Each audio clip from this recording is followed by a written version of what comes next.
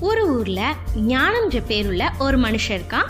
அவனுக்கு இறைவன் மீதும் இயற்கை மீதும் கொள்ள பிரியம். இறைவன் மேல பக்தி பரவசம்னா இயற்கை மீது அளவு கடந்த ஆசை. அடிக்கடி இயற்கை சுற்றுலா, இன்ப சுற்றுலா செல்வது அவனுக்கு ரொம்ப பிடிக்கும். அதனால அவனோட வழக்கமும் அதுதான். அந்த முறையும் அப்படித்தான். இயற்கை சுற்றுலாவுக்காக இயற்கை எண்ணெயோட மலைமகளை ரசிக்க செல்றான். அங்குதான் விதி விளையாடியது. சில் என்ற குளிரில் கைகளை தேய்த்தபடியும் பசுமையை ரசித்தபடியும் மலை உச்சியை அடைந்தார். அங்க யாருமே இல்ல. மலை உச்சியிலிருந்து கீழே என்ன இருக்குது, அது எப்படி இருக்குது அப்படின்னு பார்க்கணும்னு இவனுக்கு ஒரு ஆசை, விபரீத ஆசை. ஆசை யாரை விட்டுச்சு? எட்டி பார்த்தான். திடீர்னு அவ்வளவு ஆழத்தை பார்த்ததும் நிலை தடுமாறினான். தவறி விழுந்தான். விழவும் சுதாரிச்சு ஒரு கல்லை பிடிச்சான். கல்லை பிடிச்சு என்னத்துக்கு? மேல வரணும்ல.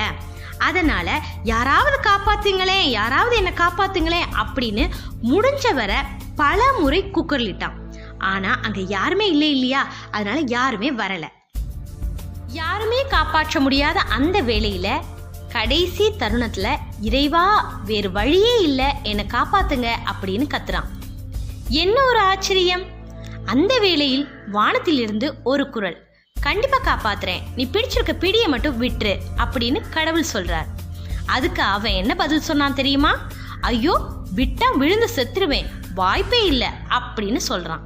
அவ்வளவுதான். அடுத்து வந்த குரல் மீண்டும் ஒலிக்கவில்லை. அவனும் காப்பாற்றப்படவில்லை. ஒருவேளை கடைசியில அவன் அழைச்சவுடன் குரல் கொடுத்த கடவுளின் வார்த்தையை நம்பியிருந்தால், குரல் கொடுத்த கடவுள் காப்பாற்றவும் வல்லவர் என்ற நம்பிக்கை அவனுக்கு இருந்திருந்தால், அவன் கண்டிப்பா வாழ்ந்திருப்பான், இருந்திருப்பான். இந்த கதையிலிருந்து நீங்க என்ன தெரிஞ்சுக்கிட்டீங்க?